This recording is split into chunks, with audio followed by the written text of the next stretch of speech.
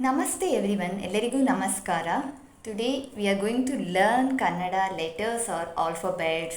I am making these videos for the people who want to learn Kannada through English. For letters in Kannada we call it as ಅಕ್ಷರಗಳು. There are 49 letters in Kannada. ಕನ್ನಡದಲ್ಲಿ 49 ಅಕ್ಷರಗಳಿವೆ. ಆ 49 ಅಕ್ಷರಗಳನ್ನು ನಾನು ಇವತ್ತು ತಿಳಿಸಿಕೊಡುತ್ತೇನೆ. I will say those 49 letters of Kannada today. And you will also going to learn to pronounce those letters. ಉಚ್ಚರಿಸುವುದು. Pronunciation means ಉಚ್ಚಾರಣೆ. For to pronounce means ಉಚ್ಚರಿಸುವುದು. I will say how to pronounce those letters. I will start now. ನಾನು ಈಗ ಆರಂಭಿಸುತ್ತೇನೆ.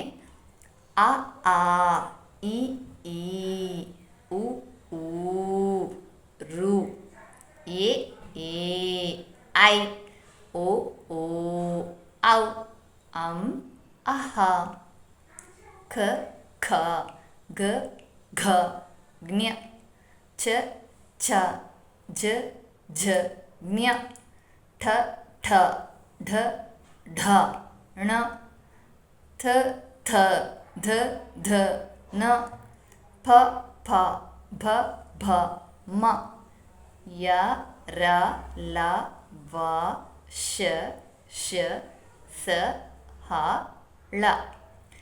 For these letters, I have made some words also.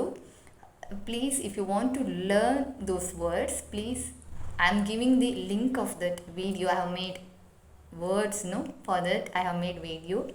I will give that video link. Please click on that link to know how we can make words from this letters. ಈ ಅಕ್ಷರಗಳಿಂದ ಹೇಗೆ ನಾವು ಪದಗಳನ್ನು ಮಾಡುವುದು ಅಂತ ನಾನು ಒಂದು ವಿಡಿಯೋ ಮಾಡಿದ್ದೀನಿ.